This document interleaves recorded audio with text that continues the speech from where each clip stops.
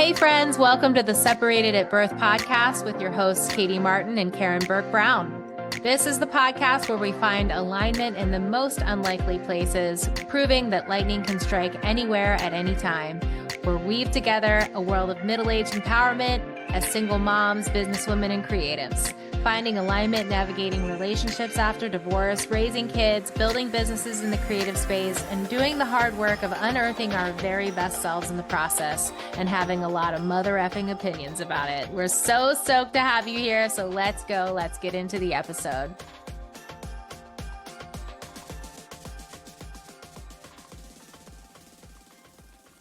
Welcome. Okay.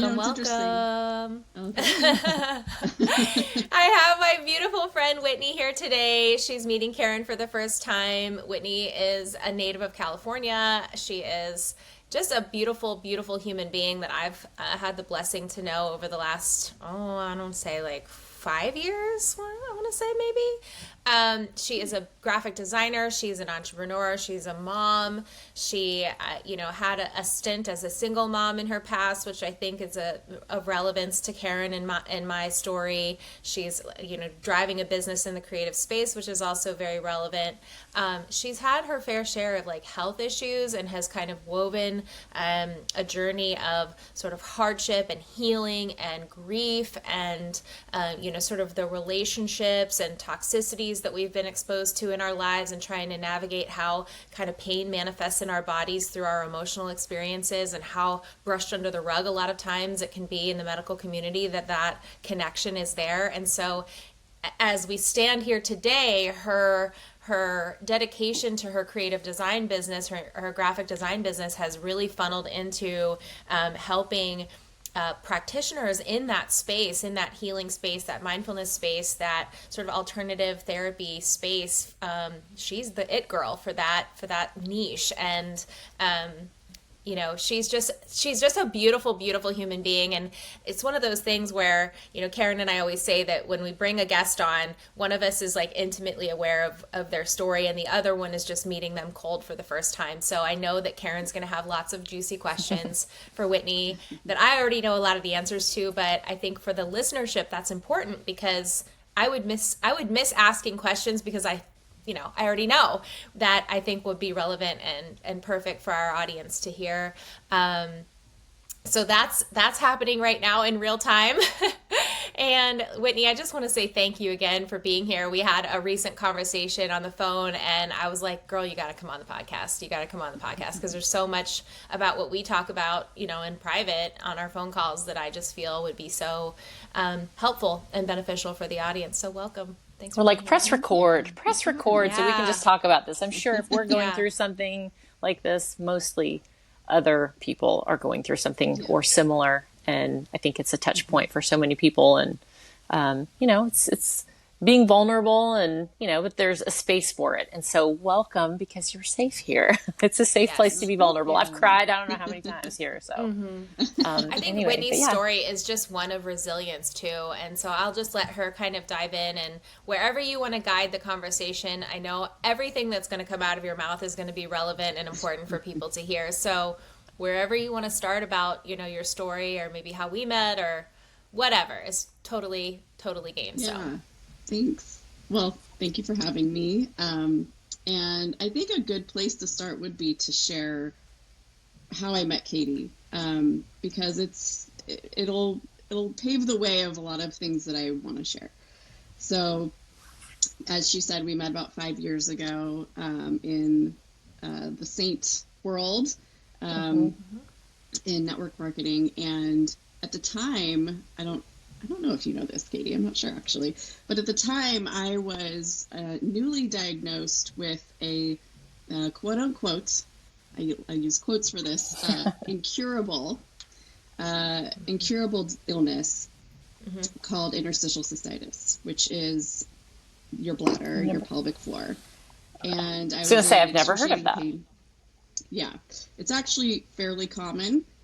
It's almost like the ulcers of the 2000s. When you remember ulcers being this big trend, everybody had stress ulcers. So pelvic pain for women is very common. There's a huge rise in it, and there's a lot of reasons for that, which I'll definitely talk on for a minute here, but so I was in a lot of pain, and I had to leave. I've always worked in the corporate design world, and I had to leave my job and pivot and figure out what to do because I couldn't go into work. I was in just, too much discomfort. So And can I interrupt? Because I'm curious, because I haven't sure. heard of that, and you're saying it's so common. Yeah. What does that look like? Are you like fetal position? Yeah. Are you just like my chonch Oh, hurts, yeah. I or mean, does it feel like your stomach, or like where's that pain? It feels like a UTI on steroids. Oh, yikes. So Okay. it's pretty debilitating for a lot of people. Yeah. Oh my gosh. It's not like it's there to, for me, some women get it, flares and it goes. I had it 24/7. So there was no break. Oh my gosh. It was, I was hovering between like a 7 and a 9 of pain every day. Doctors said, this is incurable. There's nothing you can do. Say goodbye to coffee, alcohol, sex, all the good things, right? Mm-hmm. Every pleasure in life. And I was like, what? And I just remember sitting there, and this urologist just kind of smiling told me this. And I was devastated. And, so it really freaked me out. And I had to leave my job and pivot, but I still needed to support my family. Sure. We have a mortgage. We need my income. So it was like, okay, I'm going to go independent. I'll just start my own freelance business. At least, I can work while I'm home. And one of the things that, I was growing my design business, but I needed other income as well. And I joined what used to be Mascara, and now, became Saint. And that's where I met Katie. And that was sort of the start of my healing journey, actually, because I started to notice some things when I would do my makeup and walk by the mirror and touch myself and think, you look good, like you look nice, you don't look sick. I started noticing that I would have better days with my symptoms when I would do my makeup. And I was like, what is this about? And interesting. I'm so fortunate that I somewhere on Facebook stumbled across some group with people who had what I had been dealing with, and some woman mentioned something about, oh, check out this app called Curable. It really helps you with pain. And I was like, an app for pain? Like, what is that? How could There's an app for everything, baby. Right. It doesn't make sense, right? So I go out of pure curiosity and almost like anger, like an app. Yeah, Let me see. Sure. So I go and I look at this app and I just binged it because I learned about the science behind pain. And I learned about really how our brain and our nervous system work as human beings, which most people in this world do not know. Even the neurology doctors. of it. Even doctors don't get this education. They don't understand chronic pain. They maybe have like a few hours of their whole training of chronic pain. They can treat acute things. They can treat injuries. They can treat, life-threatening things. But, when you go in and you have a chronic condition and they don't know what to do and they don't really know what's going on, this is why it's an epidemic. So just take 2 pills, IBS. Try this, call me tomorrow. So, So if I were to list off some really common chronic conditions that a lot of, listeners probably can identify with and even maybe have: anxiety, depression, IBS, chronic fatigue, fibromyalgia, IC, the bladder condition, back pain, neck pain, knee pain, migraines, I could go on and on, right? There's a lot of people have chronic symptoms, and we just kind of learn to deal with it, but we don't, and then we really identify with the label we're given, right? Like, I have fibromyalgia. If you look up what is fibromyalgia, it's unexplained widespread pain. Unexplained. So what I learned as I started doing the makeup, and then I started learning about the science, and I'm like, hold on a second. Like and I went through every test possible. I went to functional medicine doctors, acupuncturists, like I did all the diets, I did everything, and nothing was helping me. I was only getting worse. The more I tried to fix it, the worse I got. And there's a reason that happened. So what I want to share and what I learned that I think everyone needs to know, because this is brain science and this is a movement. You're going to see this more and more because I work with people who are doctors now, are my clients, as well as pain psychologists, as well as people who were given these incurable diagnoses who completely recovered. These are my clients. These are the people that I service with my skill set, because, so I guess I'll cut to the chase. I fully recovered from this incurable disease as well. Wow. And I did it through rewiring my brain and understanding what was happening. So I'll back up a little bit and kind of, I guess, if you want, I can go into some of the science and just explain like the nervous system and the brain and what's going on, so that, you know, people can understand, how does this happen? How do people just out of nowhere, you know, because I was fine. I was fine. So you like woke up one day and you were like, this is not normal. Literally woke up one day and thought I had a UTI. Took antibiotics, you know, did the whole thing. No infection was showing up in my urine, but the pain persisted. So this happens, you know, and there's always a reason. There's always something that precedents this. And it's, you know, people might be like, what is it? What is it? But the answer is very obvious. It's stress.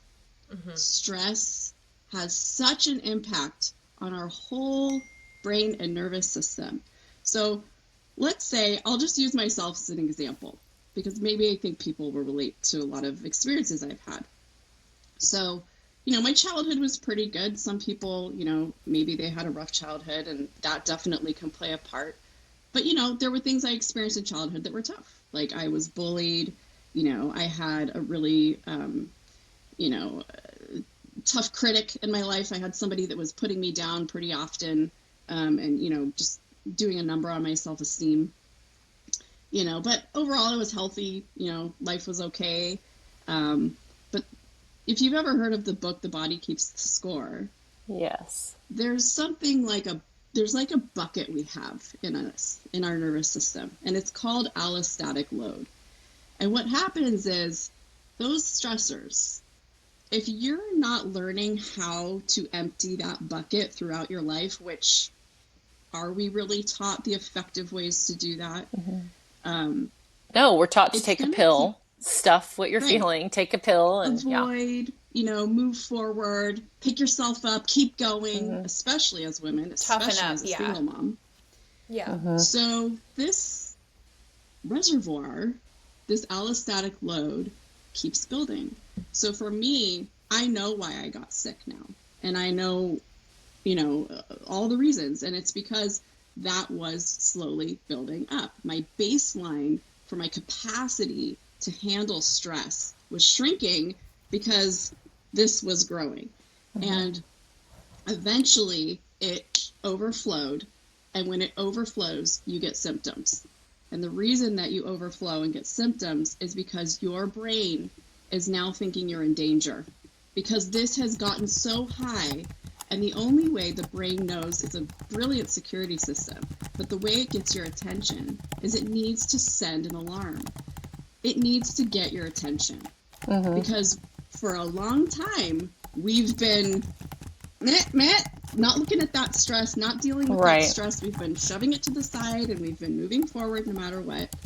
So the brain eventually is like, hey, you know, Whitney, what are you doing? Like, what are you doing? Why are you continuing to move forward? So for me personally, I had been in some toxic relationships. Mm-hmm. I had been, you know, with narcissists, and, you know, my child's father became a drug addict, and oh my gosh, you know, ended his life. You know, there was some trauma. I started experiencing some traumas, and, you know, just, yeah. So That's a super big deal. That's not just, It well, was a like super big deal. I remember Yeah. even just, again, that's 5 years ago, huge. conversations with Whitney, just talking about like the aftermath of that and having, this young little baby and no husband all of a sudden and everything that led up to that point and just the stories you tell yourself about how you're going to fix someone or save someone and they just, you know what I mean? It's not really in your hands. And I was trying to fix and save, and I was trying, and and I stayed in relationships I shouldn't have stayed in, a lot longer than but you get hooked in. Oh, right? I know that. And yeah. I mean, that's a whole other topic. I feel like, it has so many places you could go there, but yeah, we need to do another show of it's when do you know when it's time to say to go? Yeah. Well, and why are you staying? What's in it for you? What is happening subconsciously? Yes, there's something in it for you. Correct. Need for you. You're trying to not just fix them. You're trying to fix a wound in yourself through another person. And if you've had those conversations about like why don't you, it's like, well, I feel bad, I don't want to leave them, like I don't want to abandon them, when really it's like you don't want to be abandoned and you don't want I had talking about the pain thing, I had a herniated disc in my neck years and years ago, and I remember the doctor saying, like, even after this heals, which it did, thank the Lord, anytime anything happens, that's where any stress, anything, that's where it's going to go. So years from now, you could think that you're fine, but it's because it's like a little bit weaker and almost like that's like your pain point, literally. And so that's truly what would happen. And I'd be like, oh gosh, I've got that pain again. I'd be like, oh my gosh, okay, what do I need to do? Can I exercise it out? Can I stretch it out? But it's one of those things, kind of like if you have a heart condition, you have to take antibiotics before anything, because you go to the dentist, because the heart is where it's like the first place it's going to go. So it's kind of like that. It's like your little weak point. And if you don't take care of the original injury, you have all these other little offshoots. But that's like pain is the body's way of saying, like, that's your alarm system. And I think as a society, we are so programmed because of our medical community.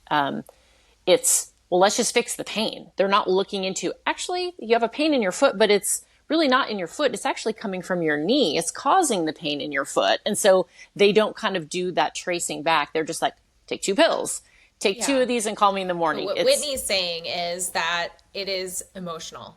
Right. But you have to find out where it goes way deeper. Right. Where is it really your coming hip bone from? is connected to your knee bone, Right. You can't just keep masking it because the body will bring it. Oh, now it's in your waist. Now it's in your ribs. Now it's like it's new alarm. Right. Yeah. You're not listening. Yeah. You're not listening until it will force you to listen. Right.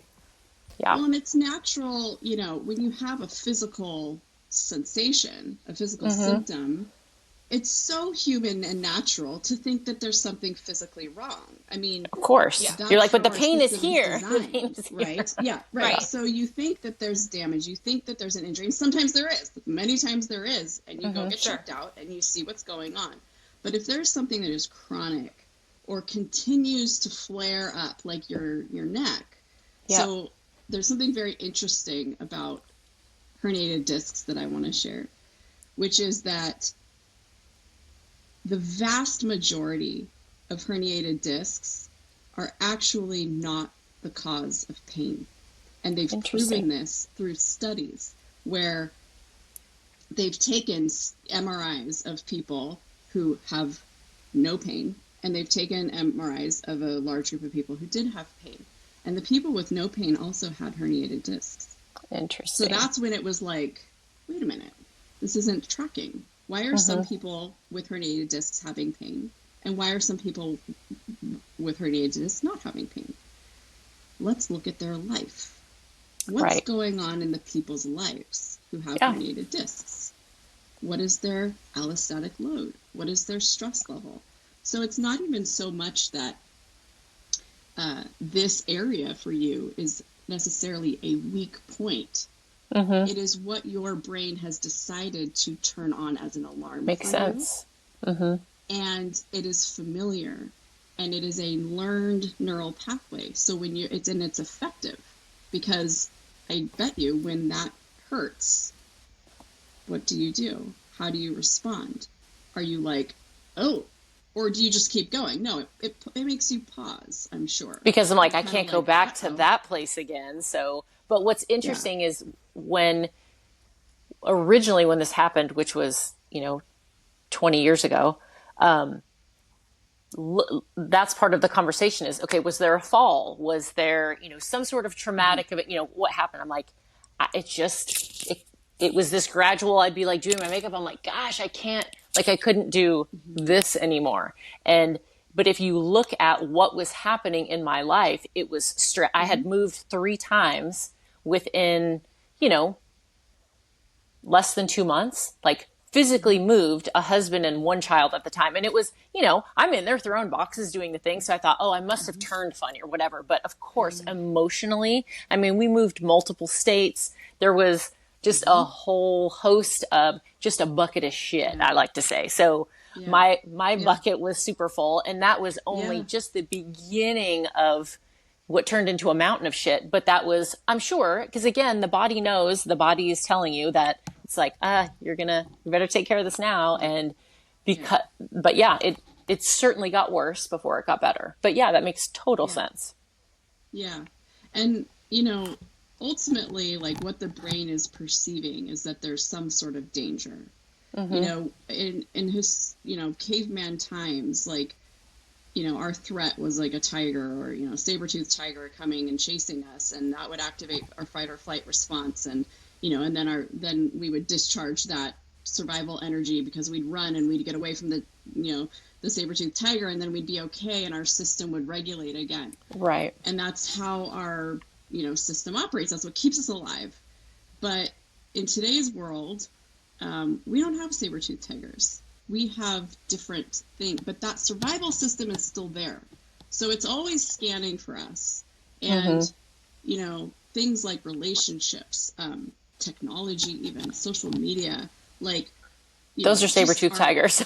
These are saber-toothed tigers now, right? Right. And our poor primitive brains that are constantly scanning for the saber-toothed tiger are now seeing, oh, well, that must be one, and that must be one, and that must be one. Or these really heavy emotions, or this, this change, even change can be perceived as danger because it's not familiar. Oh no. And so when the brain perceives any sort of danger, what is needed for that alarm or that symptom to turn off is safety. You need to, show your brain that you're safe. And that a lot of times for a lot of people, they'll have something like a migraine show up, or they'll have, maybe a period of a few months where they have some kind of, pain somewhere in their body. And for like you, it resolves. And a lot of times it's because what brought the safety to the brain was, getting some kind of treatment, and the doctor saying, oh, this is what's going on, so you don't need to worry, and this is what we're going to do, and everything's going to be okay. And then the brain's like, cool, like, this is gonna, so you start feeling like you're gonna be okay.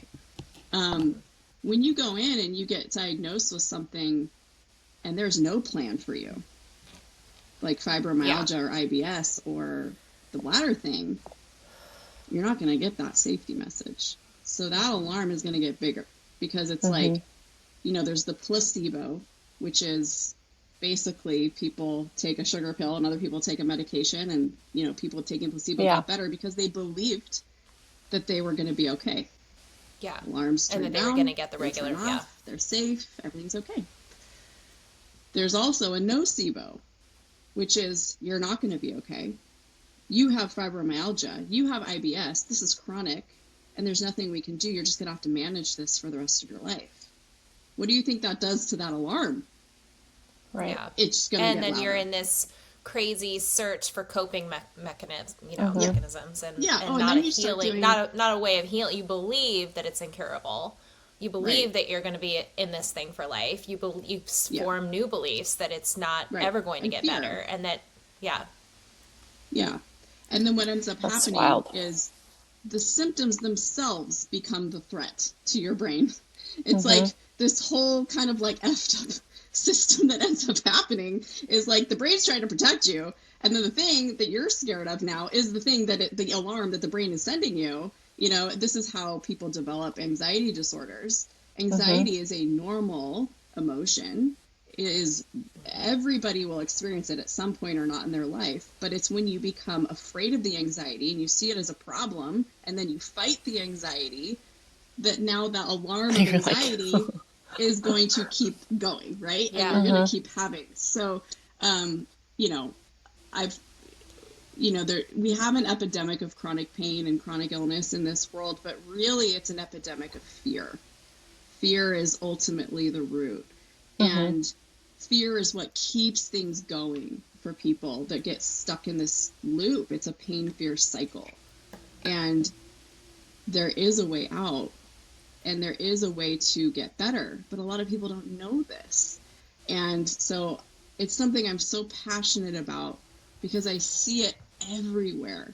And I also have seen people recover from the most miraculous things that I didn't even know. Wait, is this actually a pathological disease or a structural problem, or is this a mind-body? So we call this mind-body, a mind-body condition, mind-body syndrome. There's lots of terms for this. People can look up and look into this, and they will find, they will find the people that will teach them. There's a lot of programs out there. There's a lot of experts, but mind-body syndrome, TMS, nervous system dysregulation. Those are kind of the main terms for this. Neuroplastic pain. So, there is a way to get out of it and turn it off. I've seen people recover from autoimmune. A lot of women have autoimmune. Yeah. And, there was a fascinating story, recovery story of somebody who had autoimmune. And I've always kind of suspected, is autoimmune my body? I don't know, because there's labs that are off. There's some physical signs that there's something going on. But again, why? Where did it start happening? Even if you are seeing it in labs, right? Even if there are physical changes, like people who have rheumatoid arthritis, I mean, they swell up. Like you're seeing your body have these physical, very real. I mean, all pain is real. All symptoms and discomfort is real, whether it's caused by your brain or whether it's caused by your body. I mean, the brain is always the one making the choice to turn it on. So, but there's this fascinating story of this woman who, I was waiting for somebody. I was like, somebody's going to come in here one day in the mind body space who had autoimmune and recover. I'm just waiting for it because I'd heard of other people here and there. But this woman came in and she had a really severe case of rheumatoid arthritis, and her world was very small. She was in constant agony. She had, swelling everywhere, fatigue and all kinds of things. And the traditional medical model wasn't helping her. I mean, they were just trying to manage it, give her steroids and, put her on antidepressants and, all this stuff that was just sort of like trying to smack Band-Aids over this gaping wound. Just masking everything. Yeah. So she started discovering mind-body medicine, and she started learning the tools and the techniques that will bring her allostatic load down, that are going to teach her brain that she's okay, that are going to send these messages of safety. So some of these kind of just overview of some of these tools are things like dropping the label. Do not say you have rheumatoid arthritis anymore, because that is going to scare your brain. That is going to make you feel broken and like you are a problem. Something's that wrong needs with to me. be fixed. Yeah. Ultimately, you need to believe and convince yourself that you are okay. And it's really hard to do that when you feel like shit. It's really hard because you're getting all the evidence that you're not. But it's a mistake. It's a mistake. To speak to that, do you think that some people and some personalities need that like, okay, I've been feeling I feel so crappy, Yes. and I've got, and then they're like, oh, I've been diagnosed with rheumatoid. That makes sense. That, and then they 100%. use that. Well, Yes. I have RA. So then Yes. that's a label Yes. that, again, people need labels for everything. And it's do, that right? self-fulfilling. And then they're like, okay, this is me. And this Yeah. is how I go about, well, I can't do that because I have RA. So it's like they continue to reinforce that thought. But they're using that diagnosis as a means of avoiding the real work. Right. Yeah. Yeah. Well, and they don't even know that they're avoiding the real work, because really it's just misinformation that they're being given. So, and I'm not discounting doctors here, but Right. the fact of the matter is people are recovering from this stuff without doctors when they learn how to understand how their brain and nervous system works. So, Yeah. So will you take us back to like your story and place us back into that and where we left off there and just walk through picking up the your app experience. Yes, you picked up the app and then. Yes, definitely. I want to real quick, just with this RA story, there was something I want to say with this woman that was really, really important to hear. And now I'll go back to my story and you'll see kind of the common thread that happens for people. But when she started using these tools to teach her brain that she was safe and that she was okay, and the symptoms slowly started coming down, what she realized about her autoimmune disease was that the body always follows the mind. And she had her whole life this internal dialogue where she had a really, really loud inner critic, and she was constantly attacking herself. So her body started attacking itself. Wow. Yeah. So that's what she realized. It's really and simple. When she stopped doing that, her body healed. Her body stopped attacking itself. So this goes, there is psychology to this. This goes to the mind. People separate the mind and the body. Mental health, physical health.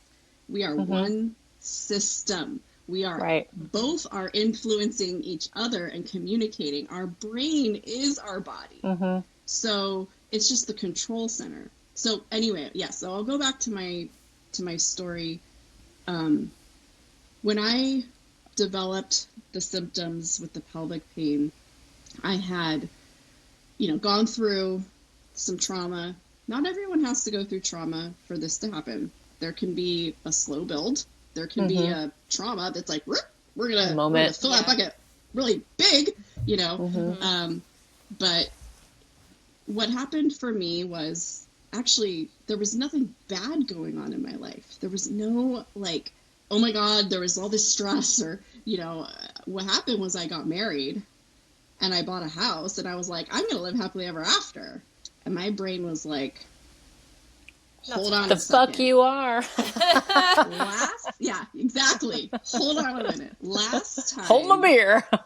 You got into a relationship and you made roots with somebody and started a family with them.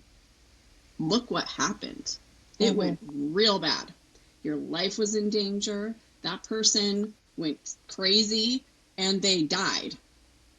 You are not safe doing this. And the brain is so, so clever because what it did was it caused pain in an area that was going to affect my intimacy. Sure. Which is going to really put a divide in my relationship. Like, what? So, but were you consciously thinking those thoughts that, this could go bad, or, were you, I actually you were like, everything's great.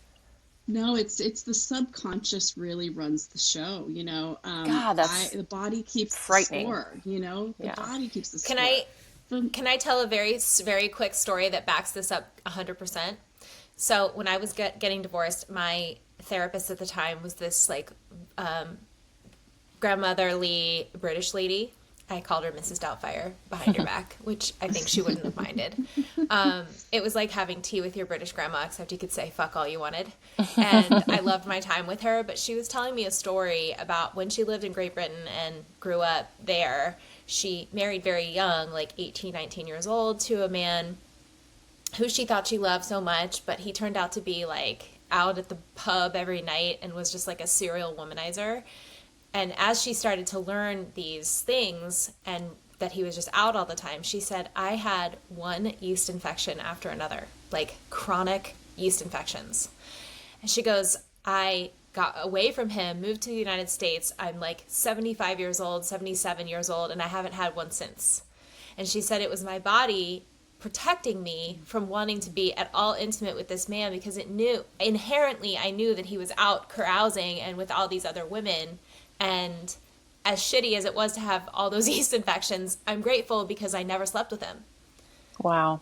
So crazy, right? I have a friend, actually a very close friend, who was married, and their relationship was real rocky, and she was having chronic yeast infections, and she found out that he'd been cheating on her a bunch, but they weren't. Oh boy. She wasn't being intimate with him, so it's not like she was getting the yeast infections from him, right. like Mm-hmm. being with someone else and coming here. No, it was. Our bodies are so wide. Our brains are so good at protecting us, and we just see this as a problem. Oh my God, I have a yeast infection after yeast infection. You're screwing up my life.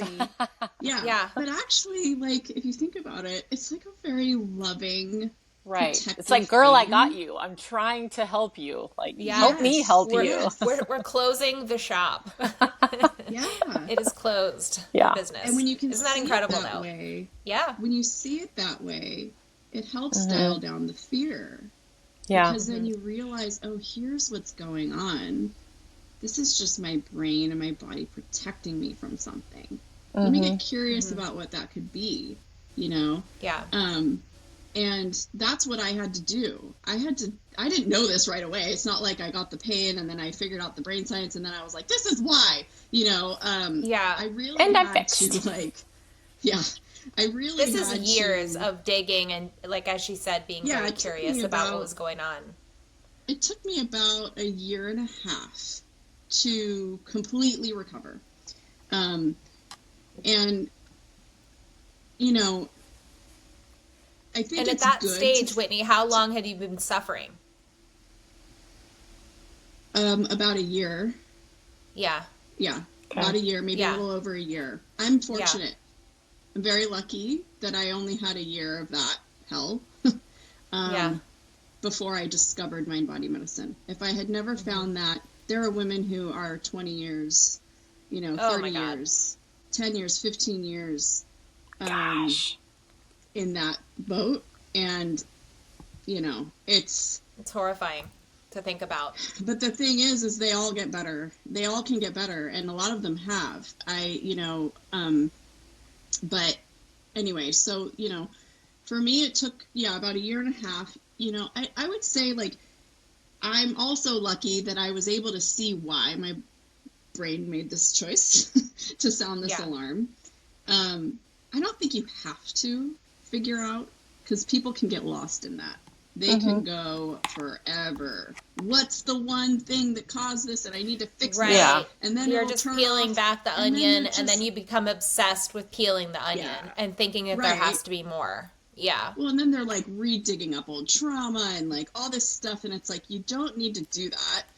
It's helpful if you can kind of zoom out for a minute and be like, oh, I was having a lot of stress, or I was moving, or okay. Like, I get it. That's why the alarm's there. But you don't need to, like, go get all tangled in that and be like, well, what were my emotions there? And what, and why did I have those emotions? And where's that coming from? Like, people can go. You almost hang your hat on the idea that if you don't get to that root, that you'll never heal that's another lie you're going to tell yourself is that unless you really get to the core of it, you're never going to. Well, maybe that's what you're saying too, is that's the beauty of the magic of the brain, is that if you treat it right, or you don't have to find the thing, it's not about the thing, it's about the brain. And so if you can get it to that safe place, and then it'll chill and everything chills. Right? I think it's about really just like harnessing the fact that your brain is going to do in its own subconscious work what it feels is necessary until you, as the puppet master, the host, step in and say, I'm in control and I'm making active choices to silence that inner critic. I'm making active choices to not believe the lies that I'm unsafe. I'm making active, it's not a passive amount of work. It's tons of choices. Yeah. And Very the cool. huge thing I would say, there's two huge things I think that people need to recover when it's a chronic mind-body condition. And one is, first and foremost, is education and awareness.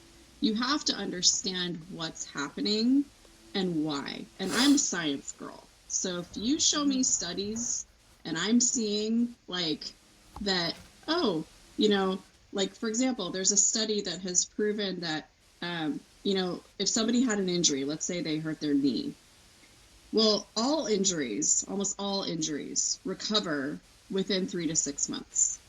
Like none take longer than that. That's incredible. Unless I've been you dealing need with some surgery hip or shit there's for a something- year, Whit.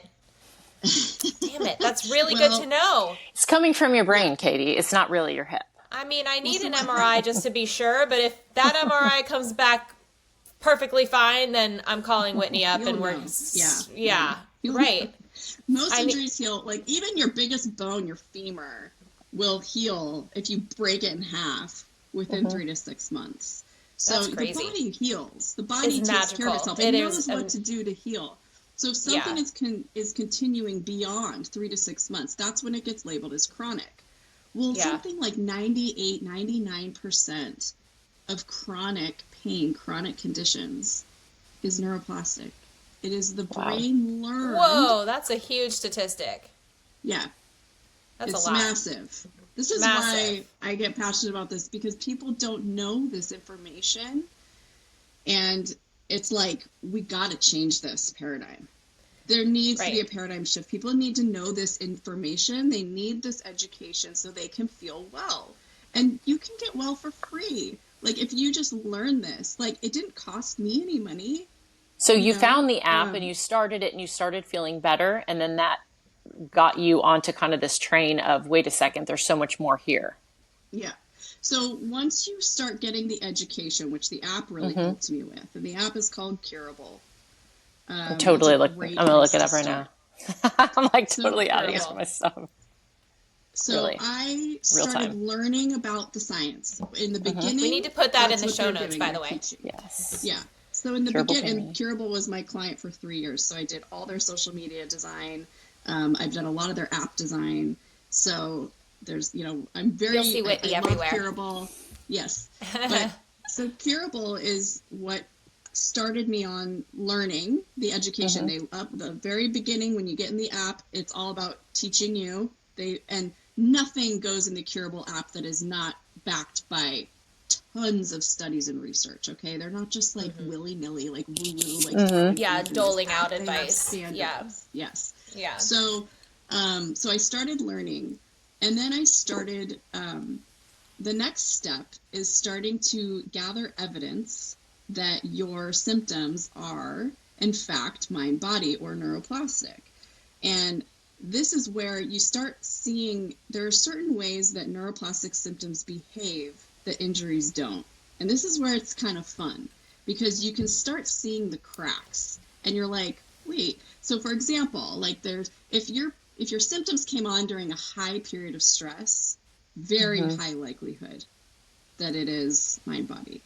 If your symptoms come and go, very high chance that it's neuroplastic. Injuries don't just come and go with how they hurt. They hurt the whole time until they heal. So, they don't kind of go up and down like this. I think we think that injury just, it kind of goes dormant, but it never really heals. And then that trick shoulder is bothering me again. I think that's kind of how we sort of visualize it just never really got better. So that makes sense, that it's always there. Yeah, we think it's weak, but it's not the part of the body, even if you had an injury. So one of the studies that's really fascinating to me is that they have done brain scans of people who had an injury at, the 3 month or the 1 month mark or the 2 month mark. And by the way, when I say injury, the other thing with injuries is when you have an injury, it hurts right when you injure yourself. It's not going to show up 2, 3, 4, 5 days later. So if you were like moving boxes and a week later your neck hurts, that doesn't track with an injury. An injury hurts when you injure it, not later. So delayed onset of pain is a sign it's neuroplastic. Interesting. But, wow. Yeah. There's so many. I like this investigation. Yeah. So the study I want to show you or tell you about too is when they've scanned the brains of people who did have a true injury. Let's say, you tore a muscle or a ligament. Blew your ACL, or, whatever. Playing sports, anything. Right. If they scan your brain within those first 3 months, the areas that light up in your brain for the pain are in, a certain location kind of in the back of your head, which are areas of your brain that are associated with injury, with pain. But when they scanned, if those people's pain lasted longer than 3 to 6 months and they scanned their brain again, but they still had pain, the areas that were lit up in their brain that were signaling the pain moved into the emotional wow. of the brain. Wow. Yes. That's that proof. this is learned and it is tied to fear and it is tied to your beliefs and it's tied to your stress. So stress can take an injury that healed, that is okay, but keep the pain signal going. It can it becomes learned. It's like a light switch that got turned on because something happened, but like the brain never, it never turned, the switch didn't turn off, but like everything's okay with your body now. So this signal is still firing and you need to learn how to turn it off by rewiring the brain. That's really interesting. A moment ago you said there are two huge things. Yes. One is education and what is the other one? Education awareness. Can I take a guess? Education is the evidence. Sure. A person to support you that also believes that, or no, Well, you don't need that.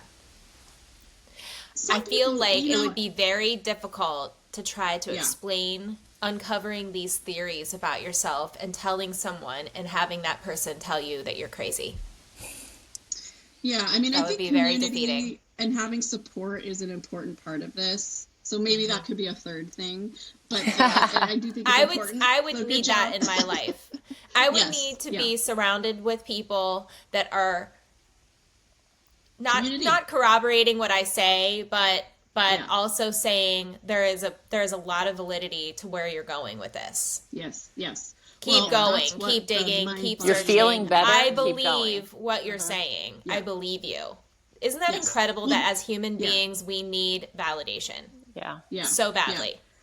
Well, and a lot of people, because they don't know this information, they will look at you like you're crazy and they'll be like, I think also because you've been shut down, especially if you've been shut down by the medical community so badly. Oh, for sure. You know what I mean? Yeah. If you're in that pit and you're like, something is fucking wrong, and I feel like I've just been stonewalled in all these areas. And then you finally go down this path that you feel and have this belief like, shit, this is starting to work for me. And then you have people like, yeah, you're a quack. You're a total quack. If you or like you said, it's, well, you don't look sick. Or, well, then if you got rid of it, you never really had it. And that speaks to the greater fear in society that if it's new and unknown, it must be bad. Right? So the fear, that's their fear that they're projecting on you, saying you're a quack because you're saying this is working for me and it's a mind-body thing and there's all this science to back it up, but that's not widely accepted by the medical community. So therefore, and that's their fear because it's not, it's an unknown. We fear the unknown. Well, and they can't make money off of you healing yourself. For free. That's really what it comes down to. Big Pharma's going to come for you, honey. Right. That's it. There's no paycheck to be made if I'm in control of my own shit. Yes, exactly. Okay, so what is the actual second thing? Back to heal themselves. Yes. What are you going to do, right? Right. So the second thing is teaching your brain that you're okay. Doing the work. You need to do those two things. You're not going to do the work unless you understand what's happening. You need to understand the computer before you can learn how to work with the computer. In your daily life, as you were beginning to learn these things and you would catch yourself feeling pain, would you just sit with yourself and say, okay, I'm going to be curious right now about the sensation that I'm feeling, and then where? And then where would you go with it? Yeah. So You're like, I'm experiencing pain in my times pelvis. How did you negotiate that in the moment? I had to learn how to change my response to it, first and foremost, and my relationship to the sensation. Because originally it was rooted in fear and fixing. I need this to stop. This is too much for me. This is pain. This is so painful. I hate it. I would go into a dark place of despair and fear. And, I would stop living my life. I would go home and lay down and, curl up in a fetal position. That was my original response. But that just kept the alarm going.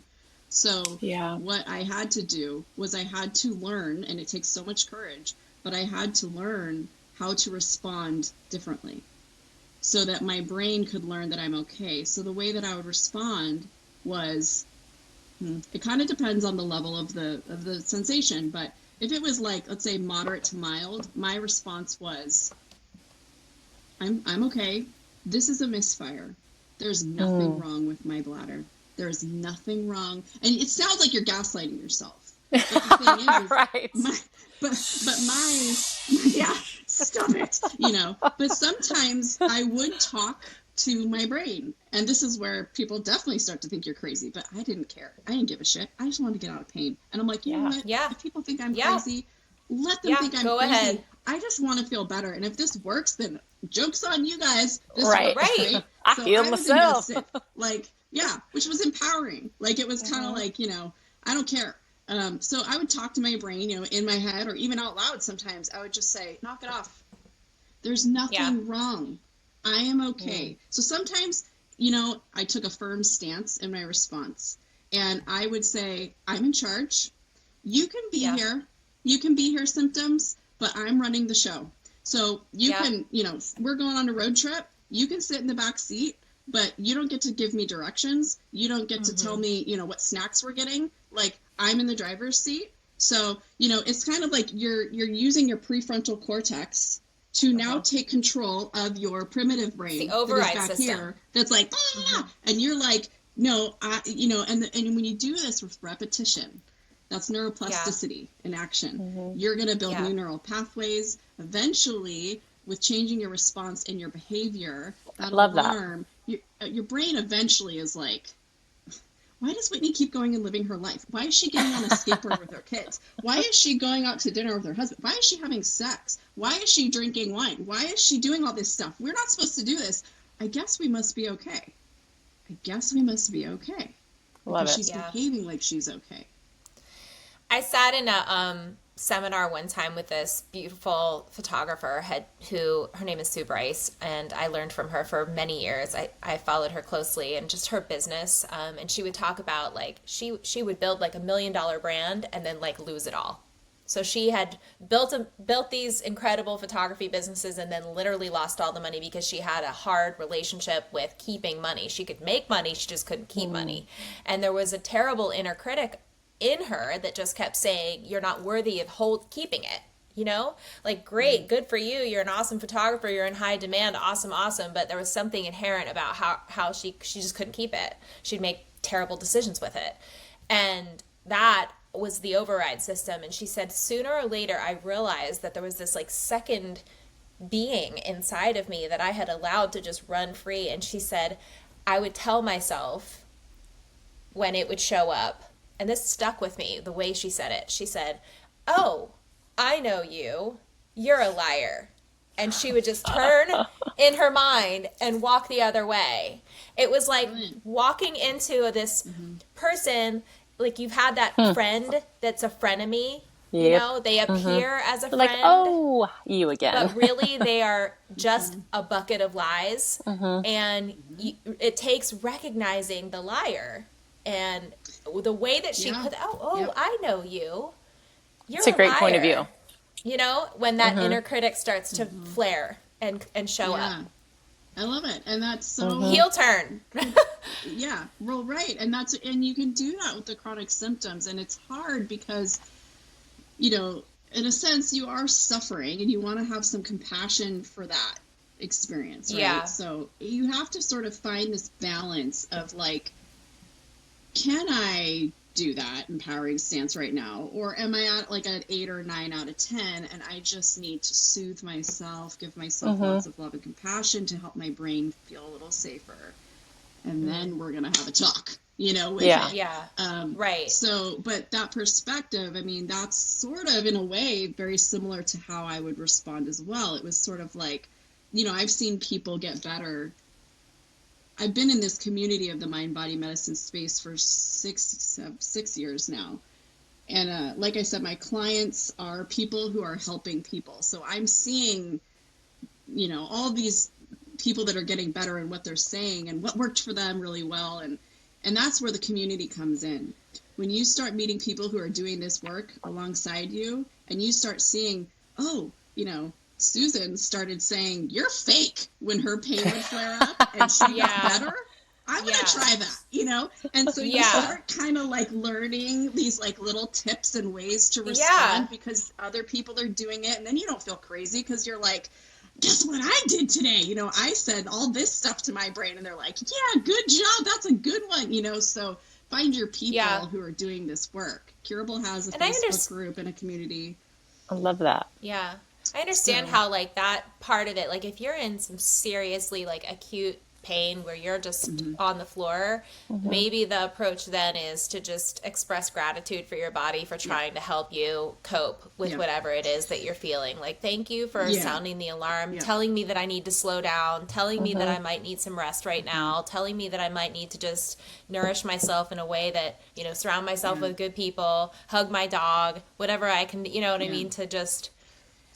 That is the thing. Your body, you will pay the price. You're either going to pay it now or pay it later. Like the body keeps score. Like we've been, we started with it.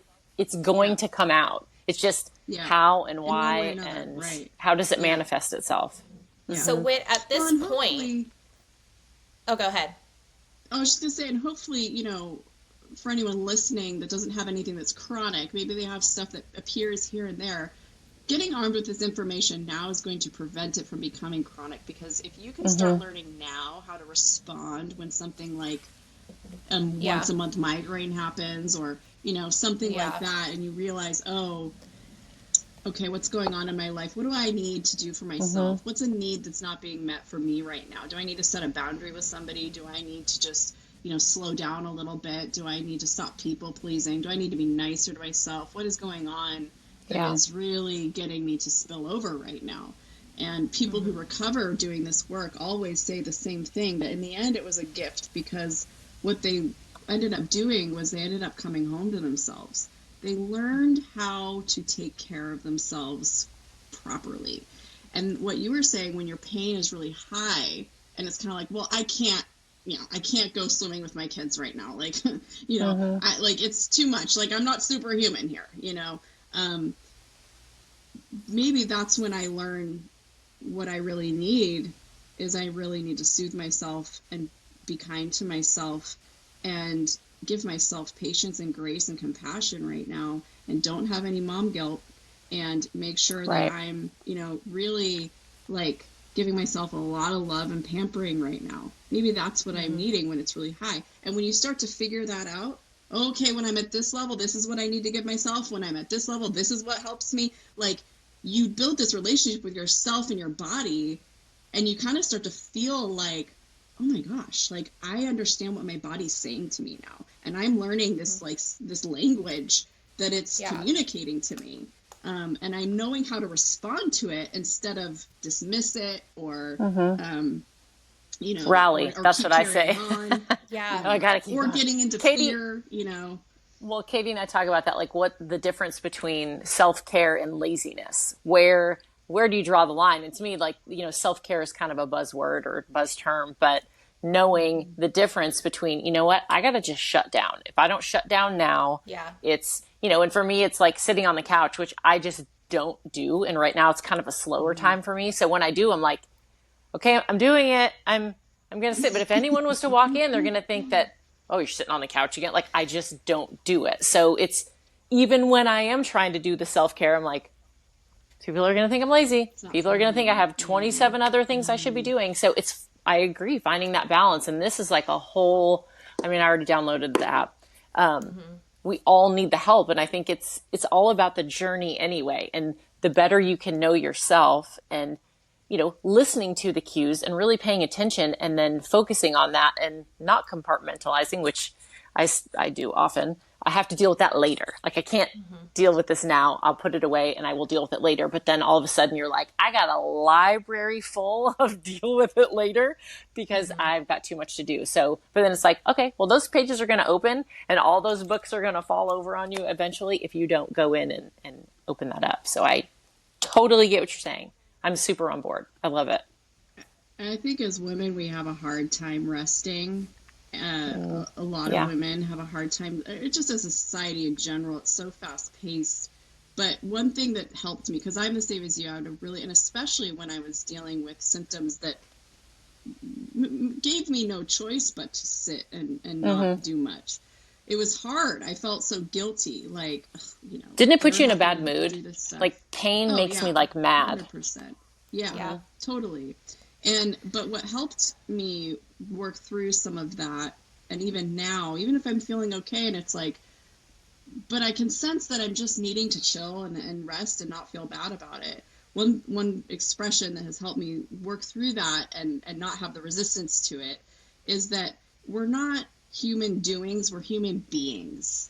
Yeah. We need to be. Yeah. We need to be able to let ourselves be. Yeah. I think we've lost a lot of that too with like the digital age, is that we don't idle very well. No, we're on. Yeah, going. We're constantly consuming information. We're not just like... Remember when we were kids? Wait, you're a lot younger than Karen and I, but I remember just going in the backyard and laying in the grass and looking at the clouds and looking and trying to identify what the clouds look like if they look like animals or shapes or whatever. Or riding in a long car ride with my parents and looking out the window. And they didn't talk to us and we didn't necessarily talk to them the whole time. We were just with ourselves. Having dialogue with ourselves. And I tell that to my kids. I'm like, look out the window. Like, use your imagination. They're like, yes, have a conversation with yourself. Right. Well, those slower present moments where you're really in your environment and you're really just noticing it it sends such a powerful message to your brain that you're safe. Because if you're like, I got to do this and I got to do this and I got to go here and I got to do that, that's sort of this, survival energy. That is a frantic fight or flight energy. Yeah. And these chronic conditions, they keep coming up with new names for all these new things that keep happening. Why is it accumulating? Like, why are we going in this direction? People didn't have this way back when so much. Because times were more simple. We had so much more time just sitting and looking at clouds and, all of that. So it's important, but it's hard to break the habit. If you guys will give me like 2 minutes, I'm going to give you a little bit of a vulnerability in this moment. And I know that this is something that Whitney completely predicted when she called me right after the first of the month. This podcast and recording this podcast right now for me in my life in this moment is so critical. I am on the edge of a massive backsliding of myself. So on July 1st, there was this massive shift in my career and 95% of my income just vanished like that. And it wasn't my fault. And I'm a single mother with 3 children, and I have been left with this just vortex of emotional stuff. There's the survival piece of it, what am I going to do? We must fix, we must act, we must recover, we must, it's a very reactive kind of an energy. Yeah. Survival instinct kind of kicking in. And as a result of that, it is now, the 23rd?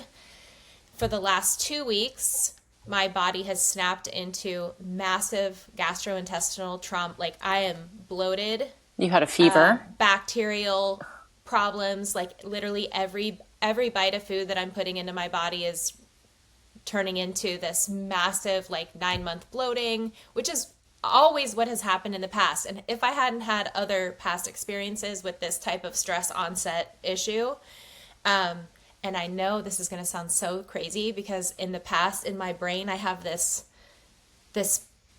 part of me that says, oh, here you are eating the shit sandwiches again. And what do you know? I get full of this, like, gastrointestinal. That's what I say to myself. Here we are eating more shit sandwiches. You're just going to have to hork it down and, deal with it. And therefore yes, I had a fever a week ago and I've been traveling and I've been, it's like, there's this calamity of, like, schedules and prior commitments. And then also the fear of, do I plug myself back into an industry that has just proven to me unsafe? It's like Whitney and getting married again. It's like, do I get married to a new company and then risk it going just as bad as the first one did? So that I'm worried about that. And then you're just basing so much of your responses and your choices based on, like, a fear response rather than this confidence and belief. And I know that there are Saint girls that listen to this podcast, and I want them to hear that, like, what they might be feeling, I'm dealing with it right now. And I can feel this backsliding. I'm tired all the time. I have no motivation to work. I have no creative spark. I literally took 3 naps yesterday, 20-minute naps, and then I went to bed at 9:30, and I woke up exhausted. It's like I can't sleep enough. That's depression, So I feel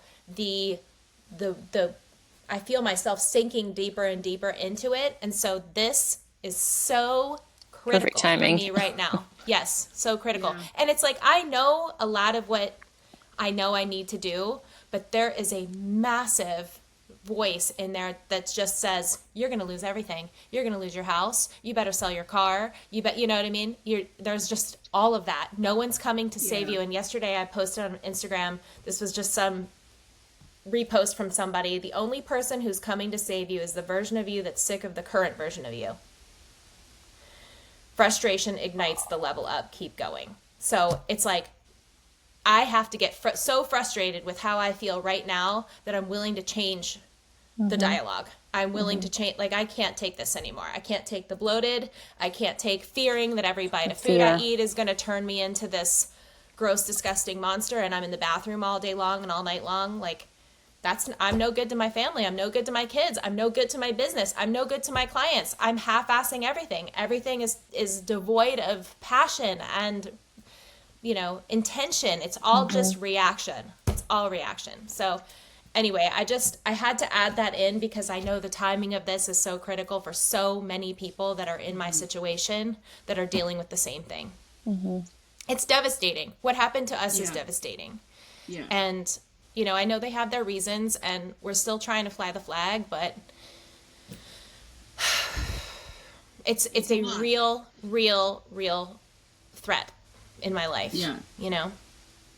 Well, and instead, I know that the narrative needs to be, Katie, you are so gifted. Katie, you are so creative. No one can take that from you. Katie, you have so much drive and ambition. Katie, you have raised this beautiful community. Like, now you get to choose where you want to go. Your life is completely, the world is your oyster. You have a bounty of options. Flipping the script on life. I have to just coach myself up into that the opportunity is everywhere, that I am not destined to fail. Because again, the one beautiful thing about this whole situation is it's not my fault. I didn't fuck up.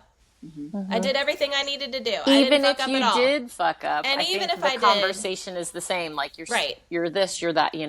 This is what you aren't. You aren't. So, a loser. You aren't. You aren't going to be homeless. And you and I are so much alike. It's freaking crazy, bizarre. But it's always the same. Like, all work will be okay, but there's always that fear of, I could lose my house. What if it's always there. So I do things. I try not to make decisions out of fear, but, moving forward with different things where I'm like, you know what, I'm gonna do it anyway, stepping out on faith. And it's hopefully like retraining your brain, just like we've been talking about, because I'm a silver lining person and seeing the good and not the bad. Like, the bad's always going to be there, but the good, I need to keep talking through the good and making sure that, you know what, I still have this, and grateful and thankful. And living there. But it's hard because your inner voice is still saying, yeah, but the electric bill. Yeah, but the car payment. Yeah, and then we isolate because it's very hard for us as heads of household too to admit that things are not going well, and we don't want to air our laundry to the world. Who's going to help you? Who fucking cares anyway, right? And then I start isolating, and like Karen's been calling me every day, and I take 4 or 5 days. We talk every day. Yeah. We talk every day normally, and she's like, I know what's going on. I'm like, I know you are hiding out. I'm like, I get it because I do the same thing. So I'm like, I don't have anything to add to the conversation right now. And I just need to be within myself to figure my shit out because nobody can figure it out for me. So I'm just like, and I'm giving you your space. Bless friends that give you that recognition too. Like, she's not taking anything personally. Like, Katie, what's wrong? Why are you not talking to me? Same thing with my friend Lisa. She's like, I know you're struggling. I can feel it. You're disappearing on me. Right. And I just kind of go under the rock for a little while. And I love that they are willing to like hold that space for me and be like, I'm here when you're ready to come back to the conversation. Like, there's no problem. You know, that's really awesome and loving. Or I'm ready to talk about it now. You know, I'm ready to share my brain kind of thing. Yeah, I get it. Totally get it. Okay, Whitney, give me your wisdom. Is good to do. But I want to point out something. When you're talking and you're saying, what about this bill and what about this, and you know, you're going to lose your house, and those are protectors in you. So I don't know if you've heard of something called parts work, but it's something that people in the kind of mind body space lean into a bit. There's a book actually called No Bad Parts by Richard Schwartz, and basically, the whole premise of this is we all have parts inside of us, and a lot of times those parts fight with each other. So you have a part in you that is this survival energy that's like the single mom badass that's like, I cannot let this ship go down. You need the fear right now to get you to act. So the fear itself, as unpleasant as it is to be feeling terrified of what's going to happen, what am I going to do? It is energy that is going to make you act. Yeah. So don't resist it. See it as something that is helping move you forward, that is propelling you. It's a survival energy that you're needing. But also, like, trying to have some compassion for that part of you when it's showing up, when you're noticing those thoughts of what if I lose my house? What if I lose this? Like your friend, I know what you are. You're a protector.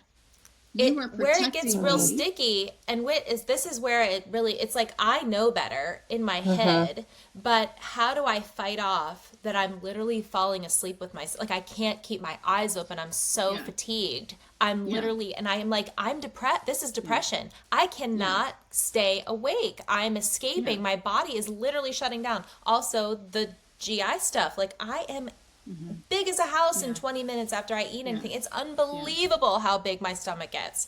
And I've dealt with all of that before, but it's like, how do you get out of that physical? There's nowhere to hide on that, you know? Start looking at the Curable app. Okay. I downloaded it already while we were talking. I did. See that also depression, these gastro symptoms, these are alarms. So your brain right now is deploying multiple alarms, and a lot of times these alarms can kind of compete. Like the fear that's like, I got to get moving, I got to figure out what I'm going to do, but then the depression is like, no, you're not. And so you're, and this is where we start having an internal conflict. Yes. Because you have this great idea to go start this other business, but you're too fucking tired to even take step one.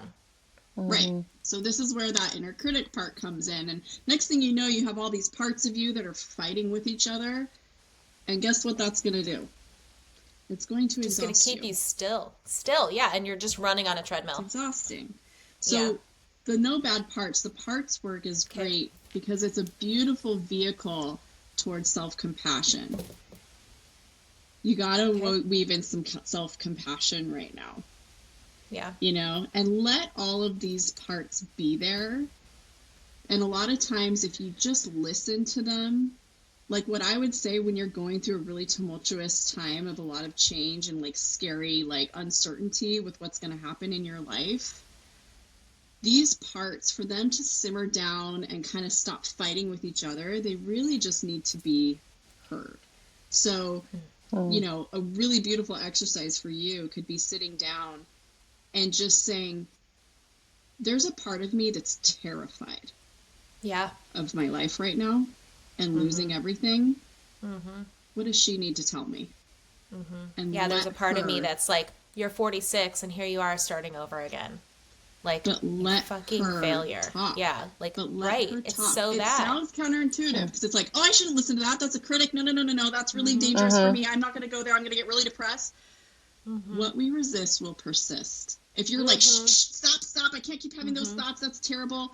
You actually, it sounds scary. This is the hard part of this is doing the work though. This is recovery in action and this is you coming home to yourself, is take 30 minutes and say, baby girl, tell me everything. And I'm going to listen to you. So your higher adult Katie right now, this is also inner child work, is going to listen to this terrified girl. Let her say everything to you, like she's crawling on your lap and she just needs to tell you that she's scared. And it's okay to be scared. And then all you need to do, but see, this is good. This is energy. This is good. This needs to come out so that you're not stuck. So listen to her, and then at the end, talk to her the way you would talk to a friend. Yeah. What would you say if I came to you and I was like, Katie, I'm terrified. I'm so freaked out. What would you say to me? What would you say to me? I know what you would say to me. You would give me that pep talk. You would tell me that everything's going to be great, and you would flip the script. But you have to listen to that part of you that's scared before you flip the script. It's going to be really hard for you to flip the script if you just keeping her quiet. If you keep trying to shut her down, and then you keep trying to flip the script, you're having a conflict. So let her air it out. It's gonna. You'll see. It's gonna be a lot easier for you to soothe and flip the script if you let those terrified parts speak. Because we're so used to shoving our fear away. We're so used. It's scary. Who wants to feel that way? It's awful. But you gotta lean in and hear and listen to that part. And even the part that's sad, there's grief here. Like, so there's different parts, and they all need to be heard. And so what I would say, as your friend who loves you dearly, going through the transitions that I've been through and discovering mind-body work, is I would say for the next 3 months at least, every day, sit down, take 30 minutes, and listen to these parts of you, and then soothe them. So you have a sad part that's grieving, that needs to talk to you about the loss, that needs to tell you how devastating this is to lose something that was a huge part of your life. You need to hear her and let her grieve. Then you need to soothe her, you know, and you'll see that you're going to start cultivating this really beautiful relationship with yourself where you're like, I got me. I got myself. And it's not going to transfer into these like trust issues with others, or you know what I mean? Because that's the snowball effect of not dealing with it, is that you just start believing these, oh well, you can't trust anyone or any company or any, you know, whatever. But that is a part of you, and that's going to keep you stagnated too. Right? And it makes sense. That's the other thing. It makes sense. Of course, there's a part of you that's scared to trust another company.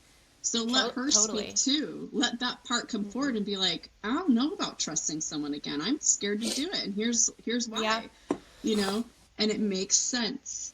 But the more you can kind of like come to terms with these emotions, you're going to get clarity.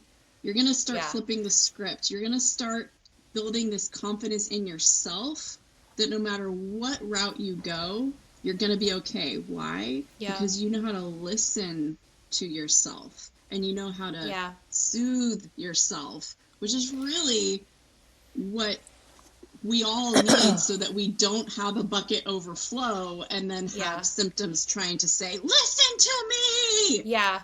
Well, I also think there's this like the panic of being short on time.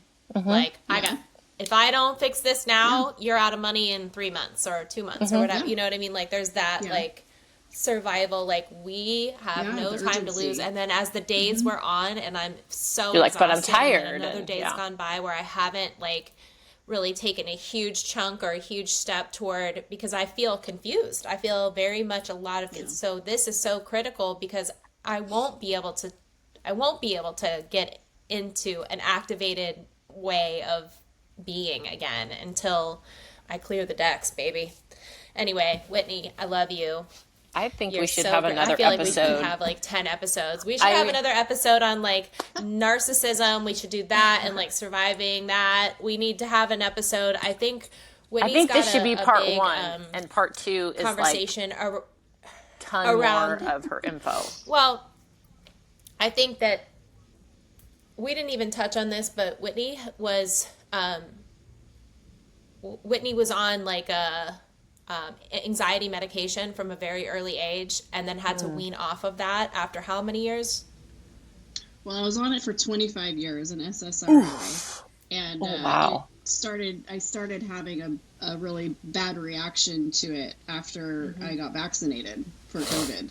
Something went wonky with my system, which I know was my allostatic load from the pandemic. The vaccine pushed me over because it was like scary to go get the vaccine, and then my brain started interpreting everything as a threat. So even this medication that had been helping me for 25 years became a threat to my brain, and I started having bad reactions. So I actually had to come off of it cold turkey after 25 years. 25 years. And go through a withdrawal. It was so crazy. And then they for put me her. on a benzo, which I was on for 3 months, and then I went to cold turkey detox off of that.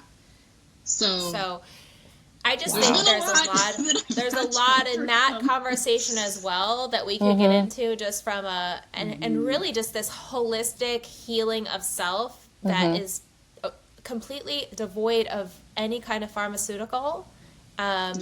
Is just so powerful. Like I feel like that power grab right there, and you just healing you in that way and purifying yourself of all of that is an unbelievable miracle.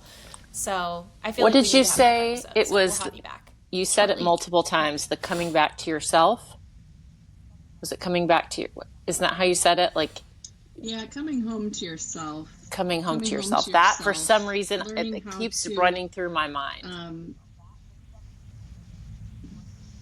Yeah. I just love how I think we get it lost, just. Yeah. It's being able to really know what you need and how to take care of yourself is coming home to yourself. I think we're looking for other solutions outside of ourselves so much. Like Totally. I just love that, coming home to yourself. And it's not to say you don't need support, but yeah, gosh, I love that. That comes with coming home to yourself. Well, when you really think about your life, right? You are with you 24 hours a day, 7 days a week, from the moment you breathe your first breath until your last. And so if you can't be okay and cool and awesome with just being with you, then, we are in so many other people's company all the time that it becomes this, we latch ourselves on energetically to so many other people when we have to really assess what our energy is doing. And we escape our own energies, and we escape our own thoughts, and we escape, so really that is what it is about, like, when's the last time you just sat with yourself, really had a conversation, like an intentional one, about who you are, what you want, who you want to be, how you want to be. But really listening to that inner voice. Because you are with you all the time. You are your biggest relationship. Yeah. That is the most meaningful relationship you have, is just the one that you have with you. Yes. Yeah. And it impacts every other relationship you have. And so if you don't really see the priority there, and the intention there, then the rest is garbage. So I think we resist ourselves. We resist our 100%. feelings. We resist our 100%. who we are, our critic, how we look. What we resist, and it creates this tension and this stress. So when you come home to yourself, really, you're not resisting who you are anymore, no matter what that part is that day. Even if there is a part of you that's like having all these negative thoughts and thinking horrible things about someone else, you're not like, oh my God, I'm a bad person now. It's like, I'm a human being, and I'm having there's a part of me that's feeling that way right now, and it makes sense because maybe that person did something really annoying, so I don't need to judge myself. It's okay. Like, I think it's a recognition of all, all the other relationships that we have in our lives, right? If they don't suit us in that moment, or we can't handle it, like with Karen. I love Karen. Karen and I talk every day, but when I'm struggling, I start to disappear. And it's easy for me to just sort of unplug from this person or that person, or my kids go to their dad's a couple days a week, and I feel this sort of time to recover a little bit because I don't have to be on duty all the time. But when you boil it down, there's no escaping you. There's no running away from. And even though we get used to being able to be like, oh, I'll just break those plans, or I don't have to keep that commitment, or go to lunch with that person, or I don't have to show up for these other people. It's very easy to manage all of that and move the chess pieces around to keep yourself safe, or whatever it is, or to keep you from having to deal with stuff. But you can't do that with you. Yeah. You can't do that with yourself. No. Man. No. So, we need more time. Whitney, I adore you. You are such a fabulous guest. You do such a great job of like simplifying these theories about, diving into the nooks and crannies and the depths of who we are in such a beautiful way. I feel like you need to be a therapist. I feel like people have told you that in the past because you do. Definitely. I mean, Christ almighty, you got me crying over here. I know we're both crying. I'm like, and you are just such a wealth of knowledge. You really are, because you've walked through so many fires on your own, in your own journey, that speak to the pain that we feel, just the humanness that we feel, in the human experience. So just thank you for being here. I'm certain that the response from this episode will be like, we want more Whitney. So please do us the honor and come back for another episode. We love you. Thank you. So much more to talk about. It was lovely to chat. I loved so it all. So much more. Thank you so much. All right, guys. We'll see you next time.